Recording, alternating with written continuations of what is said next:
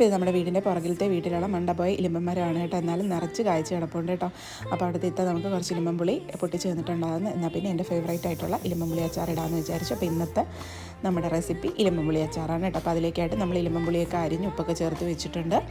എന്നിട്ട് നമ്മൾ നന്നായിട്ട് കൈകൊണ്ട് മിക്സ് ചെയ്ത് വെച്ചിട്ടുണ്ട് കേട്ടോ. ചീനച്ചട്ടി അടുപ്പത്തേക്ക് വെച്ചിട്ട് വെളിച്ചെണ്ണ ഒഴിച്ച് വെളിച്ചെണ്ണ ചൂടായപ്പം വെളുത്തുള്ളിയും പച്ചമുളകും അരിഞ്ഞിട്ട് ഇട്ട് കൊടുത്ത് അതൊന്ന് നന്നായിട്ട് മൂത്ത് കഴിയുമ്പോഴത്തേനും ആവശ്യത്തിന് കടുകിട്ട് പൊട്ടിച്ചു. എന്നിട്ട് ഫ്ലെയിം ഒന്ന് ഓഫാക്കിയതിന് ശേഷം നമ്മൾ മുളക് പൊടി ഇട്ട് കൊടുത്തു. എന്നിട്ട് ഉടനെ തന്നെ മുളക് പൊടി കരിയുന്നതിന് മുന്നേ ആയിട്ട് നമ്മൾ എന്ത് ചെയ്യുന്നു, ഇലിമ്പൻപുളി ഇതിലേക്ക് നന്നായിട്ട് പിഴിഞ്ഞെടുക്കണം കേട്ടോ.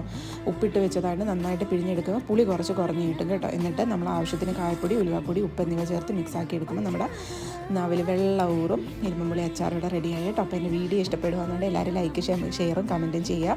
ചാനൽ സബ്സ്ക്രൈബ് ചെയ്ത് സപ്പോർട്ടും കൂടി ചെയ്യണം കേട്ടോ. എനിക്ക് ഏറ്റവും ഇഷ്ടമുള്ളൊരു അച്ചാറാണ് കേട്ടോ ഇലിമ്പൻപുളി അച്ചാർ. അപ്പോൾ ഇതെല്ലാവർക്കും അറിയാവുന്നതായിരിക്കും, എന്നാലും ഞാൻ ചുമ്മാ ഷെയർ ചെയ്തതന്നേ ഉള്ളൂ കേട്ടോ. അപ്പോൾ അത്രയുള്ളൂ.